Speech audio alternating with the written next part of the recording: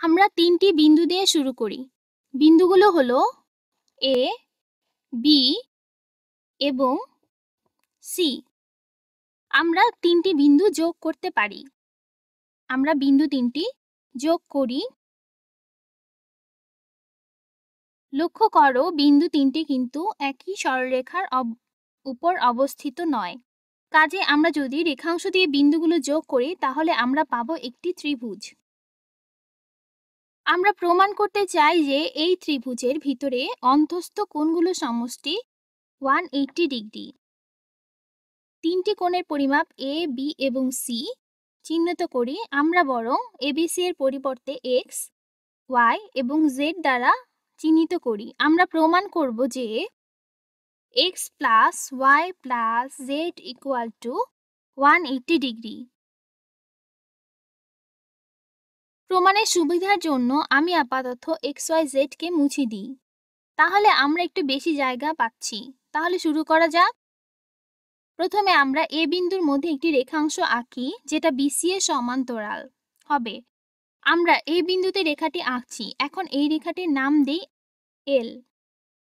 আমরা বিসি রেখাংশটি একটু বাড়িয়ে দিতে পারি যেন ভালোমতো বোঝা যায় যে রেখা দুটি সমান্তরাল। আমরা বিসি রেখাটিকে বাড়িয়ে দেই। কাজে আমরা বলতে পারি যে এল রেখাটি বিসি এর সমান্তরাল। এল রেখাটি বিসি এর সমান্তরাল। আমি কেন এল রেখাটি আঁকলাম? আমরা দেখতে পাচ্ছি যে ত্রিভুজের দুই বাহু এ বি এসি এর সমান্তরাল। দুটি রেখা এল আর বিসি কে ছেদ করেছে। তোমার আরো প্রশ্ন করতে পারো, আমি কিভাবে বুঝলাম যে এ বিন্দুর মাঝ দিয়ে আমি বিসি এর সমান্তরাল এই রেখাটি আঁকতে পারি? আমাদের যখন একটি রেখা আর একটি বিন্দু থাকবে এবং আমরা জানি যে বিন্দুটি রেখাটির উপরে নয়, তখন আমরা অবশ্যই ওই বিন্দুর মধ্য দিয়ে রেখাটির সমান্তরাল আরেকটি রেখা আঁকতে পারি।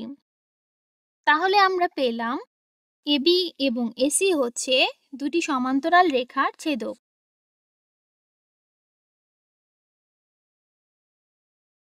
আমরা এবি রেখাটিকে দুই দিকে বর্ধিত করি, অর্থাৎ এবি রেখাটি হচ্ছে ছেদক রেখা। একইভাবে এসি রেখাটিকেও আমরা দুই দিকে বর্ধিত করি। এসি রেখাটিকেও আমরা দুই দিকে বর্ধিত করি। এসি রেখাটি হলো আরেকটি ছেদক রেখা। এটি দুটি সমান্তরাল রেখাকে ছেদ করেছে। আমরা এখন কিভাবে ত্রিভুজের ভিতরে অন্তস্থ কোণগুলো বের করব? ধরা যাক এই কোণটি হচ্ছে এক্স। সমান্তরাল রেখা সূত্র থেকে আমরা জানি একটি রেখা এবং তার ছেদকের মাঝে যে কোণটি আছে, ছেদক এবং ওই রেখা সমান্তরাল রেখাটির মাঝের অনুরূপ কোণটি কিন্তু সমান।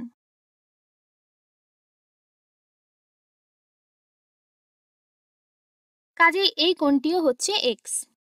আমরা জানি অনুরূপ কোণের পরিমাণ সমান। নিচের কোণ 30 ডিগ্রি হলে উপরের কোণটিও 30 ডিগ্রি হবে, আবার এটি 70 ডিগ্রি হলে এটিও 70 ডিগ্রি হবে। আমরা আরো জানি যে যদি এই কোণটি হয়ে এক্স, তবে এর বিপরীত কোণটিও হবে এক্স। আমরা লিখি এক্স। এবার ত্রিভুজের অন্য আরেকটি কোণ নিয়ে চিন্তা করি। আমরা ধরি এই কোণটি হচ্ছে ওয়াই। এই কোণটি হচ্ছে ওয়াই। এই কোণটি যদি ওয়াই হয় তাহলে এই সম্পূর্ণ কোণটির পরিমাপ কত হবে? তাহলে এই সম্পূর্ণ কোণটি, যেটি আমরা সবুজ রং দিয়ে লিখছি, এটির পরিমাপ কত হবে?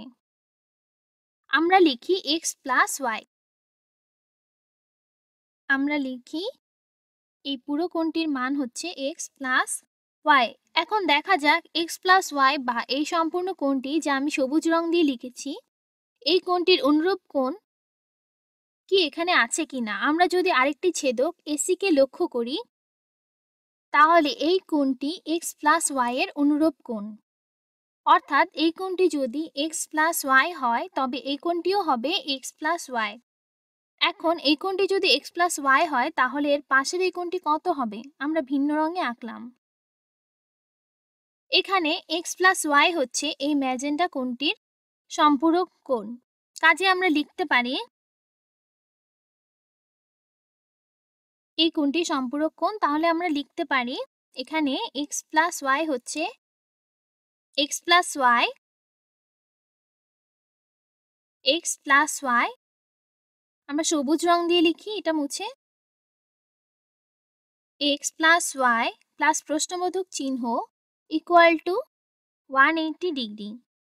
এই কোণ দুটি সম্পূরক কোণ, তাই এদের যোগফল হচ্ছে 180 ডিগ্রি। আমরা x প্লাস ওয়াইকে ডানে নিয়ে যাই।